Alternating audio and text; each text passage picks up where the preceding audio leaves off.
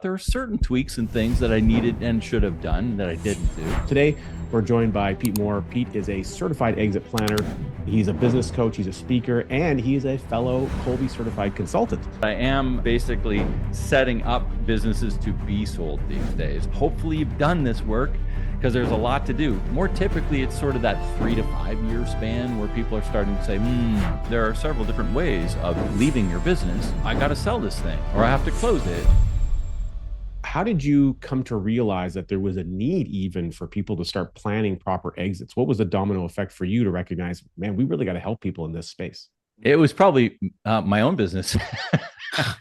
I'm talking, I wanted to sell my own business years ago, the first business that I sold, and I realized I wasn't ready. I realized I didn't have things in order. I probably didn't maximize the value that I should have maximized. I probably didn't have my deal set up properly. I didn't have the things in alignment that I needed to have in alignment to really reap the benefits of, at that time, the 15 years that I had put in. And, just going back, the first 15 years of my career, I had a couple of different businesses. And one was they were both service businesses. One was a franchise that we ended up defranchising, and then ran it as a independent business for about another 10 years, and then we sold it. And I had another franchise that I ran simultaneously there, and it was a cleaning company that we 10x'd over the years, and then sold it. But this is 2010, and I was sort of ready to exit both of these businesses, kind of been there, done that, and looking for something different. Went back to school, took my MBA. And at the same time, I said, by the time I finish my executive MBA, I want to be out of these businesses. So, through the MBA process, my major project was for Sunbelt Business Brokers. I'm working for Greg, who owns the master franchise for all Sunbelt. At the time, we're doing this big project for him as he's trying to grow Sunbelt Business Brokers. And for those of you that don't know, Sunbelt Business Brokers is similar to like a Royal LePage or a Coldwell Banker. But what they do is they sell businesses, not homes. So I ended up using him for their service for one of our businesses. I sold my other one independently. And Greg says, why don't you come work for me?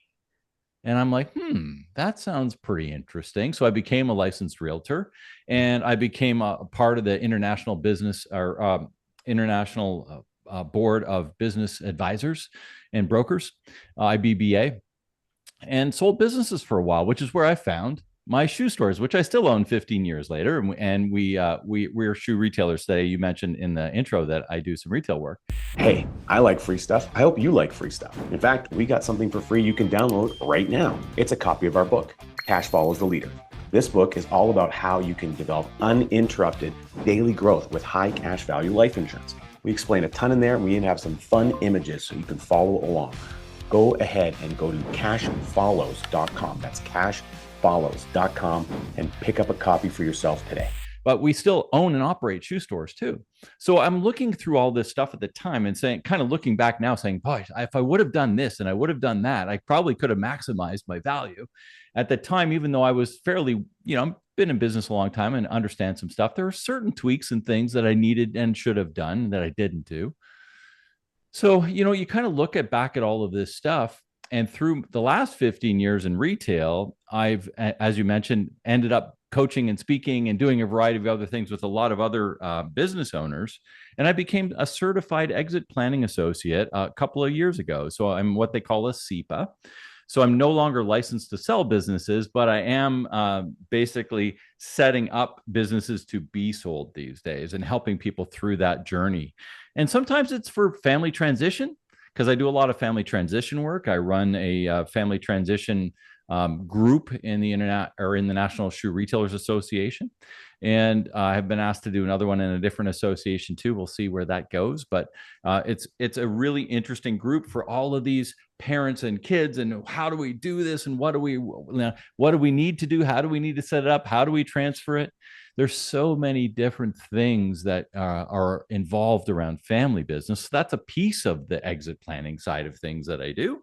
The other side is literally, I don't have any family to exit to. So I got to sell this thing, or I have to close it, or I have to do whatever I need to do. There are several different ways of leaving your business. But obviously, and you guys are in the financial world, we want to be maximizing our value. And what does it take? How long does it take? All of these different things sort of fall into, whether you're ready here within the next year. Well, if it's the next year, hopefully you've done this work, because there's a lot to do. More typically, it's sort of that 3 to 5 year span where people are starting to say, I think I got to start looking at this. And then we've got a bit of time to work things. There's taxable areas that you got to look at. There's different transitions. And sometimes it just takes time to set up the right people, place, all of the different things, the process and everything, so that it can be transferred properly. Hey, if you like this video, go ahead, watch more right here. Or if you want to watch the full conversation, the full podcast episode, go ahead, click right here.